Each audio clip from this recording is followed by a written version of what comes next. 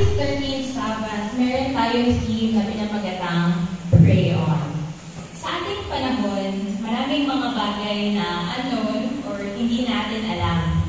Lahat tayo may pinagdadaan ng mahirap kung saan minsan tayo ay nag-worry or nangangamba.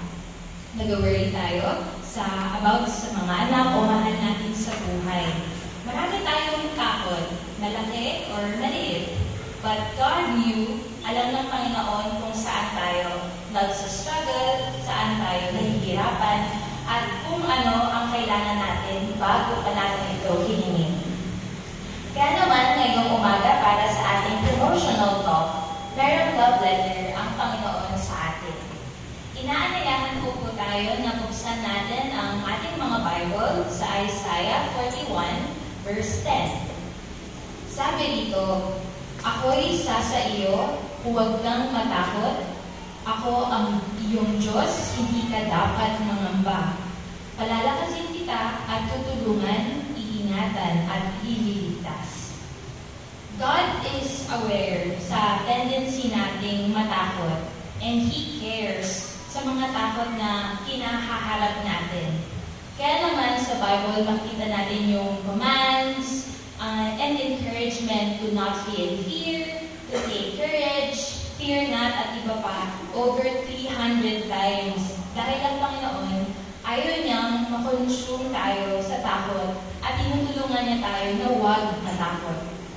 Sa pag-aaral natin ng salita ng Diyos, consistent ang lesson na magtiwala tayo sa Kanyang presensya, sa Kanyang love and power, na tayo bilang mga anak and citizens of His kingdom, alam natin na siya ay nandyan, na nakikinig at kumikilos para sa atin.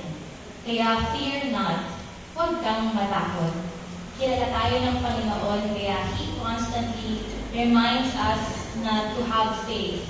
To fear not means to trust God, sapagkat He is bigger kesa sa takot natin. At ang pagtitiwala sa Kanya is enough no matter what problem ang haharapin natin. Ika nga sa 2 Timothy 1 verse 7, ito ay sapagkat hindi tayo binigyan ng Diyos ng espiritu ng pagkatakot o kahinaan sa loob.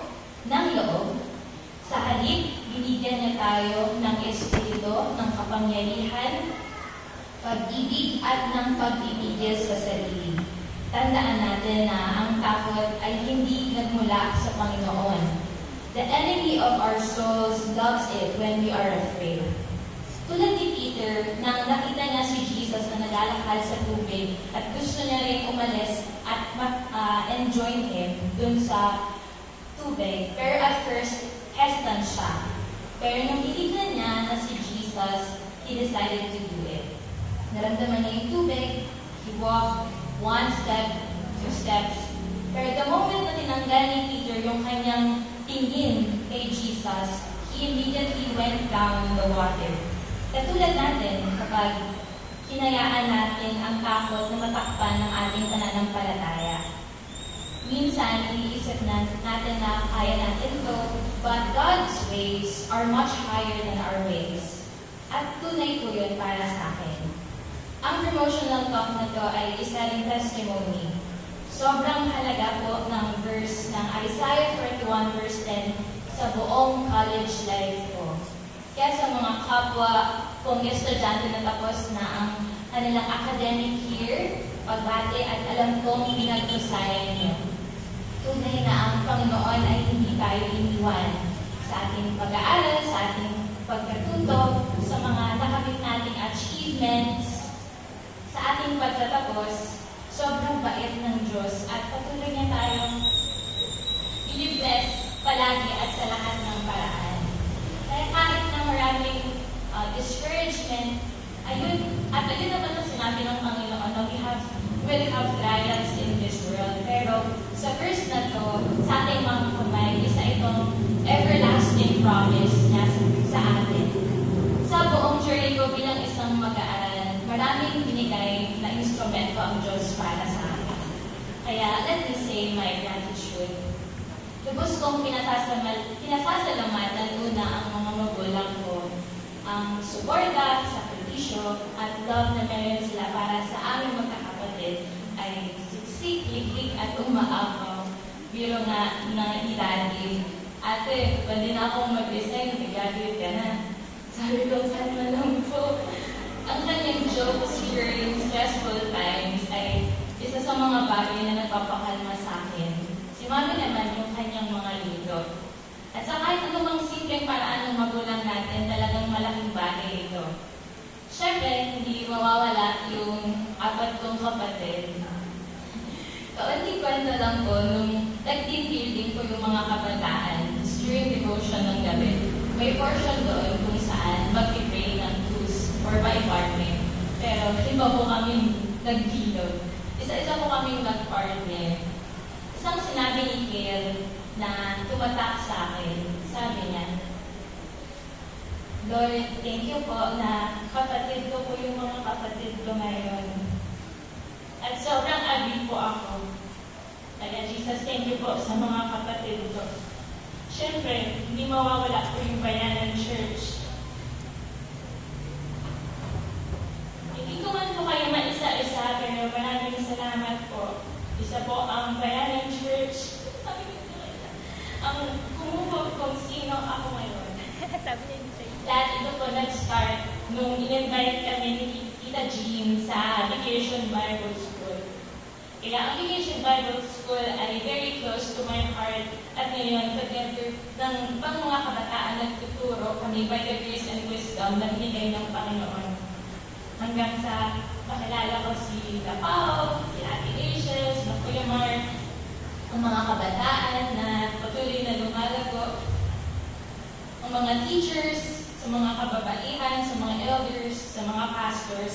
Malaking bahagi po kayo sa buhay ko na lagi-lagi kong dadalhin at patuloy na magiging inspiration. At lahat na ito ay dahil sa prayers, dahil ng Panginoon. Maraming pagsubok sa ating buhay, pero huwag tayong matakot. Hindi tayo dapat magimba dahil nandyan ng Panginoon. Ang pagmamahal at pag-iingat niya ay sapat dahil aalayan ka ng kanyang mga kamay. Kaya through our gifts and talents na binigay ng Panginoon, use them to serve Him, use them to serve other people, bring the good news sa iba. Lahat ng ito ay dahil kay Jesus. Ang efforts, ang strength, ang talino, ang achievements, ang prosperity, ang success. Wala ito kung wala ang Panginoon sa atin. Kaya, thank you, Jesus. Continue to pray.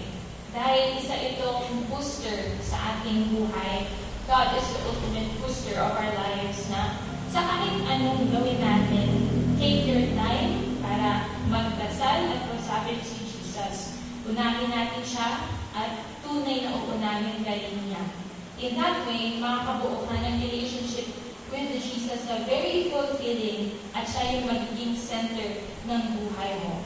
He will help you align yung iniisip mo, yung ginagawa mo, yung dreams mo, dahil ito yung will niya. I-strengthen you sa mga oras na hindi mo na kaya, sa oras na pagod ka na. God is here and always here para sa atin. And ito ay ang ultimate love letter niya para sa ating lahat.